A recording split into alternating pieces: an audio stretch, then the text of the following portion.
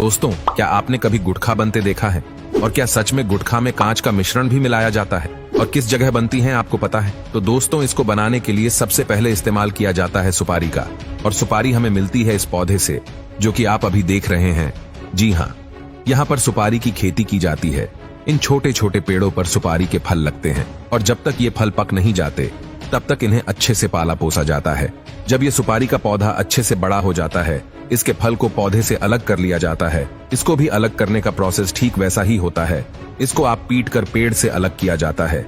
उसके बाद उसे कड़ी धूप में सूखने के लिए रख दिया जाता है। ऐसा करने की वजह ये होती है कि सुपारी के फल के अंदर जो नमी होती है वो निकल जाए और अच्छे से फल सूख जाए। जब यह सुपारी का फल सूख जाता है तब जाकर उसको महिलाओं के हवाले कर दिया जाता है, जो इस पल में से सुपारी का दाना निकालती है। आप देख सकते हैं कि कैसे महिलाएं अपने हाथों पर पट्टियां बांधकर इस फल में से उस दाने को निकाल रही है। वैसे तो ये काम बहुत ही तकनीक भरा है, जो कि जोखिम भरा भी है।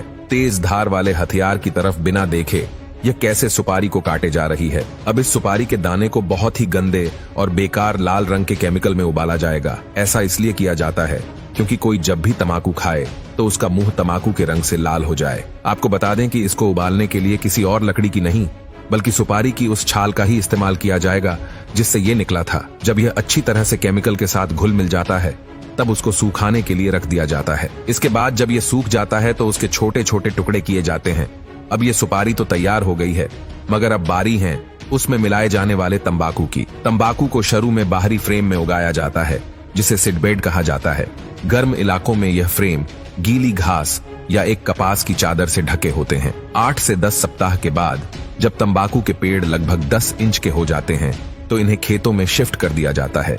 जैसे जैसे पौधे बढ़ते हैं उनके ऊपर का भाग काट दिया जाता है ताकि पत्तियां अच्छे से बड़ी हो जाए। इस प्रक्रिया को टोपिंग कहा जाता है।